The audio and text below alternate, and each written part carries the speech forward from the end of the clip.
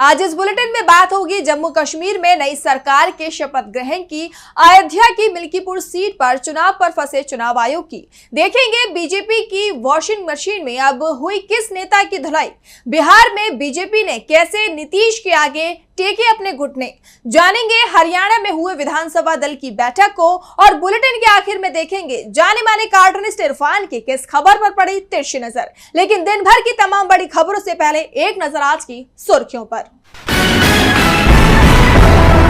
महायुति सरकार के report card पर नाना पटोले का बयान, रिपोर्ट कार्ड को बताया रेड कार्ड, महाराष्ट्र को गुजरात के पास बेचने का लगाया आरोप।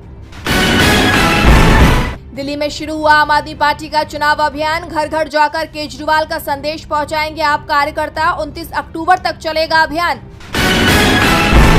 मुख्य चुनाव आयुक्त राजीव कुमार के हेलीकॉप्टर की हुई इमरजेंसी लैंडिंग, उत्तराखंड के पिथौरागढ़ में हुई लैंडिंग, मुख्य चुनाव आयुक्त समेत सभी लोग सुरक्षित। और लाल निशान पर बंद हुआ शेयर बाजार, 318 अंकों की गिरावट के साथ 81,501 पर बंद हुआ सेंसेक्स, वहीं 86 अंकों की गिरावट के साथ 24,971 पर बंद हुआ निफ्टी। ये तो थी सुर्खियां। अब बात आज की सबसे बड़ी खबर की। 6 साल के लंबे राष्ट्रपति शासन के बाद अब जम्मू कश्मीर में फिर निर्वाचित सरकार ने सत्ता संभाल ली है। नेशनल कॉन्फ्रेंस के उमर अब्दुल्ला ने केंद्र शासित प्रदेश जम्मू कश्मीर के सीएम पद की शपथ ग्रहण की। इसके अलावा 5 मंत्रियों को भी शपथ दिलाई गई। देखिए ये रिपोर्ट। 16 अक्टूबर को एनसी विधायक दल के नेता उमर अब्दुल्ला ने जम्मू कश्मीर के सीएम पद की शपथ ली। ये समारोह श्रीनगर के शेर कश्मीर इंटरनेशनल कॉन्फ्रेंस सेंटर में हुआ। इस दौरान उमर के अलावा 5 और मंत्रियों ने शपथ ली। इन सभी को उपराज्यपाल मनोज सिन्हा ने शपथ दिलाई। उमर के अलावा जिन 5 मंत्रियों ने शपथ ली है उनके नाम है सुरेंद्र चौधरी, जिन्हें डिप्टी सीएम बनाया गया है। ये नौशेरा सीट से एनसी के विधायक हैं। प्रदेश बीजेपी अध्यक्ष रवींद्र रैना को इन्होंने हराया था। लिस्ट में दूसरा नाम है सकीना ईटू का। ये जम्मू कश्मीर की डीएच पोरा से एमएलए बनी है, 4 बार की विधायक और मंत्री हैं। इस लिस्ट में तीसरा नाम है जावेद अहमद राणा का, जो पुंछ जिले के मेंढर से नेशनल कॉन्फ्रेंस के विधायक बने हैं और बीजेपी उम्मीदवार मुर्तजा अहमद खान को इन्होंने हराया था। वहीं नंबर 4 पर है सतीश शर्मा, जम्मू के छम्ब सीट से निर्दलीय विधायक हैं। चुनाव के बाद ये एनसी यानी नेशनल कॉन्फ्रेंस में शामिल हो गए। और 5वां नाम है जावेद डार का, जो रफियाबाद सीट से विधायक चुनकर आए हैं और 9,000 से ज्यादा वोटों से जीते हैं। बता दें कि उमर अब्दुल्ला दूसरी बार जम्मू कश्मीर के सीएम बने हैं, लेकिन केंद्र शासित प्रदेश बनने के बाद उमर जम्मू कश्मीर के पहले सीएम हैं। इस मौके पर नेता प्रतिपक्ष राहुल गांधी, सपा प्रमुख अखिलेश यादव, प्रियंका गांधी, संजय सिंह, सुप्रिया सुले सहित इंडिया गठबंधन के तमाम नेता मौजूद रहे।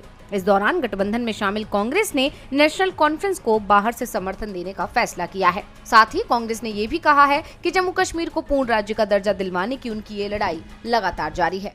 जम्मू कश्मीर में चुनाव के बाद नई सरकार ने सत्ता संभाल ली है, तो दूसरे राज्यों में हो रहे चुनावों पर अब सभी की नजरें टिक गई हैं। वैसे नजरें अयोध्या की मिल्कीपुर विधानसभा सीट के उपचुनाव पर सबसे ज्यादा थी, लेकिन चुनाव आयोग ने यहां चुनाव कराने का ऐलान नहीं किया। लेकिन अब यहां मामला फंसता दिख रहा है।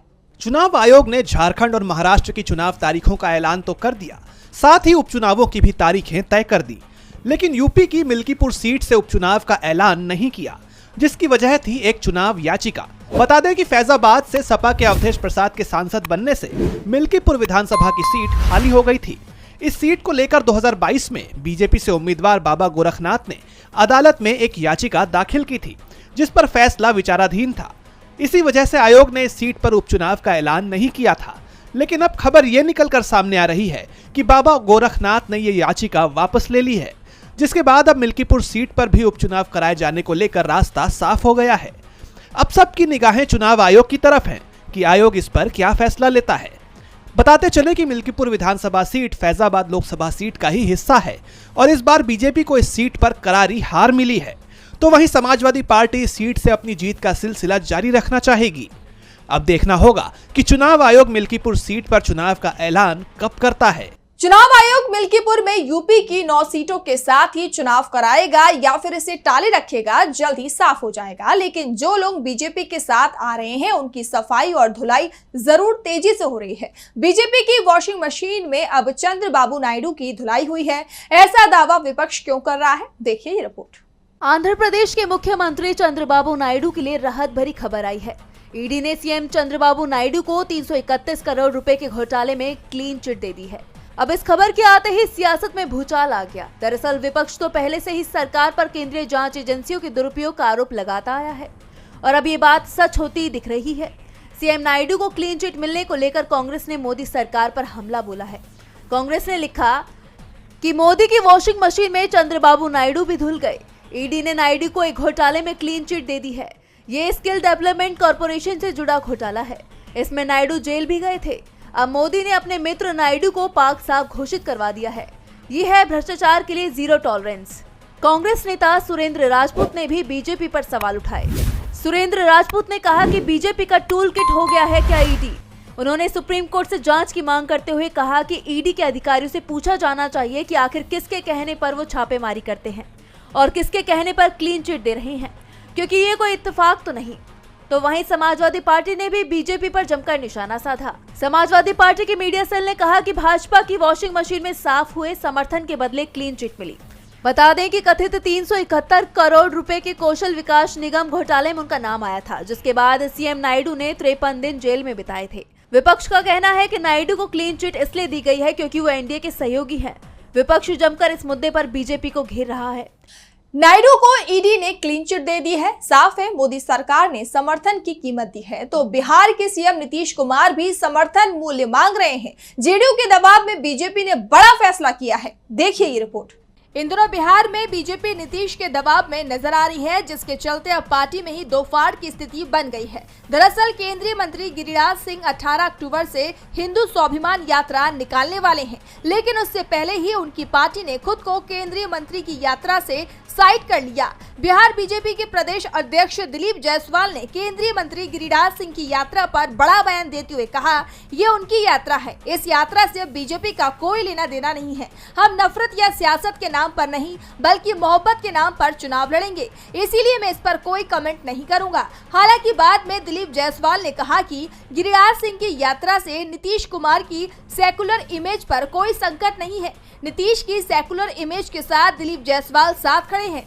बिल्कुल यहाँ किसी को घबराने की जरूरत नहीं है। आपको बताते चले कि सीएम नीतीश और उनकी पार्टी ने हिंदू स्वाभिमान यात्रा निकालने का विरोध किया था, जिसके चलते अब बीजेपी ने अपनी सरकार बचाने के लिए सीएम नीतीश के आगे घुटने टेकना ही मुनासिब समझा।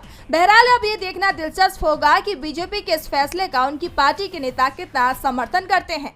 केंद्रीय मंत्री और अपनी ही पार्टी के नेता की यात्रा से बीजेपी को मजबूरी में किनारा करना पड़ा है। साफ है पार्टी दबाव में है, लेकिन इस परेशानी के बीच बीजेपी के लिए हरियाणा से राहत की खबर सामने आई है, जहां सीएम पद का चुनाव पार्टी में बिना किसी परेशानी के ही हो गया है। तो किसे मिल रही है हरियाणा की कमान, देखिए इस रिपोर्ट में। हरियाणा में नायब सिंह सैनी को बीजेपी विधायक दल का नेता चुन लिया गया है। सैनी ने अमित शाह के साथ राजभवन पहुंचकर सरकार बनाने का दावा भी पेश कर दिया है। 17 अक्टूबर को वो सीएम पद की शपथ लेंगे। दरअसल हरियाणा विधानसभा चुनाव में बीजेपी को जीत मिली, लेकिन सीएम पद को लेकर पार्टी के अंदर फूट पड़ गई। केंद्रीय मंत्री राव इंद्रजीत सिंह और पार्टी के दिग्गज नेता अनिल विज ने सीएम पद पर दावा ठोक दिया, जिस कारण से हाईकमान को केंद्रीय गृह मंत्री अमित शाह को पार्टी का पर्यवेक्षक बनाकर भेजना पड़ा। नाराज दिखाई दे रहे राव इंद्रजीत सिंह और अनिल विज को साधने की कोशिश की गई। इसीलिए विधायक दल की बैठक में जहां अनिल विज से नायब सिंह सैनी के नाम का प्रस्ताव रखवाया गया, वहीं राव इंद्रजीत की बेटी आरती राव से इसका समर्थन कराया गया, जिससे पार्टी की एकजुटता का संदेश दिया जा सके। विधायक दल की बैठक से ये साफ संकेत मिल गए हैं कि इस बार नायब सिंह सैनी के लिए सरकार चलाना आसान नहीं होने वाला है। वो विधायक दल के नेता भले ही चुन लिए गए हों, लेकिन सीएम बनने के बाद उन्हें बहुमत का आंकड़ा बनाए रखने के लिए कई समझौते करने पड़ सकते हैं, क्योंकि इस बार मुख्य विपक्षी दल कांग्रेस भी मजबूती के साथ सदन में लौटी है। पार्टी बहुमत से सिर्फ 9 सीट कम पीछे है। ऐसे में बीजेपी में बगावत हरियाणा की सत्ता में बदलाव ला सकती है। हरियाणा की 90 सदस्यों वाली विधानसभा में बीजेपी को 48 तो कांग्रेस को 37 सीटों पर जीत मिली है। 5 सीटें दूसरी पार्टियों और निर्दलियों के खाते में गई है। हरियाणा में तो नायब सिंह सैनी के नेतृत्व में बीजेपी की सरकार बन रही है, लेकिन पार्टी की मुसीबत कम होती नहीं दिख रही है। बीजेपी का सदस्यता अभियान चल रहा है और इस सदस्यता अभियान की पोल पार्टी के दिग्गज नेता ही खोल रहे हैं। बताया कि सदस्य कैसे बन रहे हैं, देखिए रिपोर्ट। मध्य प्रदेश की सियासत में इन दिनों खींचतान मची हुई है। राज्य में बीजेपी का सदस्यता अभियान चल रहा है। बीजेपी के अभियान को लेकर अब नया विवाद खड़ा हो गया है। जबलपुर के पाटन से बीजेपी विधायक व पूर्व मंत्री अजय विश्नोई ने पार्टी के सदस्यता अभियान पर सवाल उठा दिए हैं। उन्होंने सोशल मीडिया पर सदस्यता अभियान पर पैसा खर्च करने की बात कही। इस अभियान को लेकर विपक्ष तो पहले से बीजेपी पर हमलावर है ही, लेकिन अब बीजेपी विधायक भी इस पर सवाल खड़े कर रहे हैं। बीजेपी विधायक ने विपक्ष का समर्थन कर दिया है। कांग्रेस ने बीजेपी के इस अभियान को जबरदस्ती का अभियान बताया है। अजय विश्नोई ने एक्स पर पोस्ट किया कि भाजपा के सदस्य बनवाने हैं तो पैसा खर्च कीजिए। आज मेरे फोन पर 7880298199 नंबर से फोन आया। ये एक एजेंसी का फोन था जो मेरे अकाउंट से भाजपा के सदस्य बनाने का ठेका मांग रहा था। जाहिर है ऐसी और भी एजेंसी होंगी जिनकी सेवाएं लेकर गणेश परिक्रमा करने वाले आधारहीन नेता संगठन की नजर में बड़े बनने की कोशिश में लगे होंगे। उन्होंने आगे कहा कि मैंने पहले भी कुछ लोगों को विज्ञापन छपवाकर नेताओं के सम्मान, स्वागत और घर भीतर अपनी सेवाएं देकर नेता बनते देखा है। इस बार ये नया ट्रेंड देखने में आ रहा है, जहां पैसा खर्च करके अपने अकाउंट से बनने वाले सदस्यों की संख्या बढ़ाकर लोग बड़ा नेता बनने में लगे हैं। इस गिरावट पर हम पुराने कार्यकर्ता अफसोस करने के अलावा और कुछ नहीं कर सकते। अजय विश्नोई की पोस्ट के बाद ये मामला गरमाता जा रहा है। ठेके पर सदस्यता अभियान चल रहा है, ये बड़ा आरोप पार्टी के नेता ही लगा रहे हैं, जिसके बाद बीजेपी बैकफुट पर है, तो वहीं बैकफुट पर बीजेपी के सहयोगी भी दिख रहे हैं। महाराष्ट्र में एनडीए के कई नेता पाला बदल चुके हैं। अब एक और दिग्गज शिंदे की शिवसेना छोड़कर शरद पवार के गुट में शामिल होने की तैयारी में है। देखिए ये रिपोर्ट। महाराष्ट्र विधानसभा चुनाव की घोषणा होते ही चुनावी हलचल बढ़ गई है।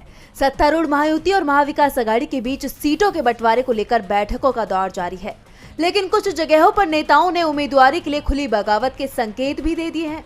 महायुति में भगदड़ की स्थिति बन गई है। वहीं सतारा में महागठबंधन को झटका लगने की आशंका है। इस संबंध में शिवसेना शिंदे गुट के जिला अध्यक्ष पुरुषोत्तम जाधव ने ऐलान कर दिया है कि वो शरद पवार के एनसीपी में शामिल होंगे। शिंदे गुट के सतारा जिला प्रमुख पुरुषोत्तम जाधव ने वाई विधानसभा क्षेत्र से चुनाव लड़ने की इच्छा जताई है, लेकिन इस वक्त अजीत पवार गुट के मकरंद पाटिल यहाँ से विधायक हैं। ऐसे में ये सीट एनसीपी के खाते में जाने की संभावना है। कहा यह जा रहा है कि अब पुरुषोत्तम जाधव शरद पवार की पार्टी से चुनाव लड़ सकते हैं। पुरुषोत्तम जाधव ने कहा कि हमने पूरे निर्वाचन क्षेत्र में जनसंवाद यात्रा निकाली। इस समय देखा गया है कि वर्तमान विधायक को लेकर लोगों में नाराजगी है। ऐसी भावना है कि उन्हें सारे पद अपने पास ही रखने चाहिए, इसलिए अब उन्हें भारी विरोध का सामना करना पड़ रहा है। मैं एकनाथ शिंदे के बाहर होने के बाद से ही उनके साथ हूँ। फिर उन्होंने मुझसे वाई विधानसभा बनाने को कहा तो मैंने तैयारी कर ली, लेकिन अचानक अजीत पवार महागठबंधन में शामिल हो गए, इसलिए अब उन्हें सिटिंग विधायक के तौर पर मौका मिल रहा है। इस पर पुरुषोत्तम जाधव ने नाराजगी जाहिर की है। पुरुषोत्तम जाधव ने संकेत दिया है कि वो नेशनलिस्ट पार्टी से विधानसभा चुनाव लड़ेंगे। ऐसे में महायुति कमजोर पड़ती दिखाई दे रही है।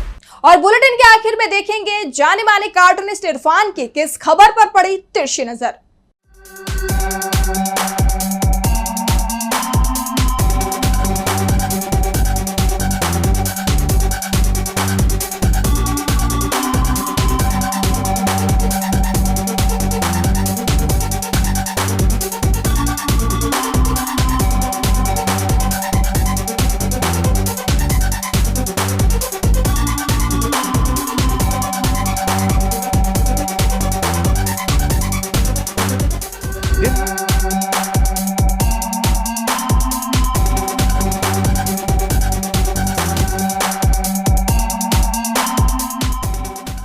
आज उमर अब्दुल्ला ने कश्मीर के नए मुख्यमंत्री के रूप में शपथ ले ली।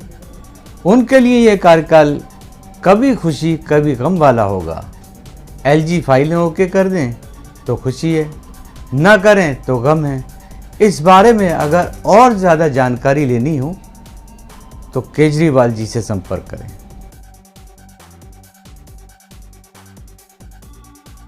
आज सोशल मीडिया से लेकर आपके चलते फिरते जीवन में भी पत्रकारिता के बुरे दौर की चर्चा होती है, क्योंकि जिन लोगों पर सूचना देने की जिम्मेदारी है वो आपके लिए नहीं बल्कि कॉरपोरेट और सरकारों को फायदा पहुंचाने में लग गए हैं। विज्ञापन मॉडल को खारिज कर आप इस बीमारी को दूर कर सकते हैं और अपने नारे को बुलंद कीजिए। मेरे खर्च पर आजाद है खबरें।